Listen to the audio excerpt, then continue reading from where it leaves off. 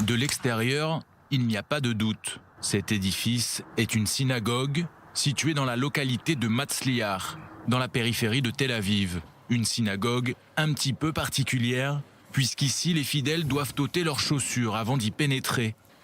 Et à l'intérieur, c'est à s'y méprendre.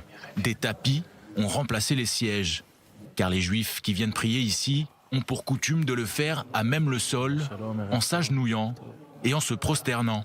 Des rites qui ne sont pas sans rappeler ceux de l'islam.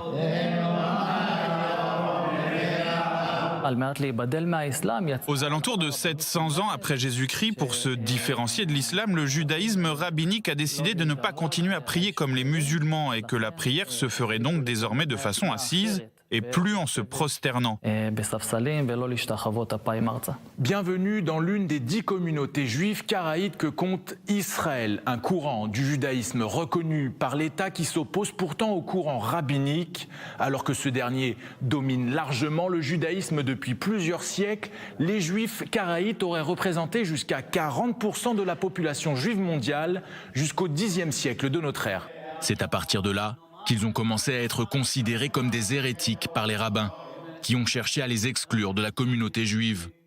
Les juifs karaïtes ne représentent plus qu'aujourd'hui que quelques dizaines de milliers de fidèles, dont l'immense majorité se trouve ici, en Israël. Le consistoire nous rend la vie difficile. Les rabbins nous sont très hostiles jusqu'à aujourd'hui. Il s'agit d'une hostilité historique.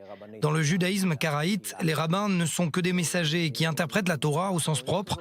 Ils sont en fait les intermédiaires entre les fidèles et la Torah. Alors que dans le judaïsme rabbinique, les rabbins ont autorité d'interpréter la Torah pour faire de nouvelles lois, ce qui ne correspond pas au dogme karaïte. Les juifs karaïtes ne basent en effet leur foi que sur la loi écrite, telle que la Torah l'a décrit. Selon la loi rabbinique, même si ton rabbin te dit que noir c'est blanc, tu dois lui dire amen. Le judaïsme karaïte se base sur l'idée que le bien se trouve dans la Torah et qu'il n'y a pas besoin de se fier à l'opinion d'un autre.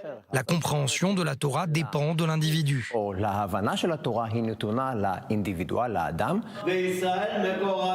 De son côté, le judaïsme rabbinique accorde davantage d'importance à la loi orale.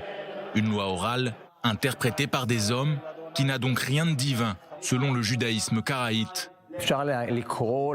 On peut tout à fait considérer le judaïsme karaïte comme le judaïsme originel, qui conserve les premières traditions du peuple d'Israël depuis toujours, jusqu'à aujourd'hui.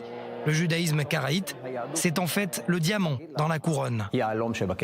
Alors que la plupart des juifs du monde entier célèbrent cette semaine Hanouka, la fête des Lumières, les juifs karaïtes n'allumeront pas de bougies cette année encore, puisque Hanouka est une fête d'institution rabbinique qui n'est mentionnée à aucun moment dans la Torah.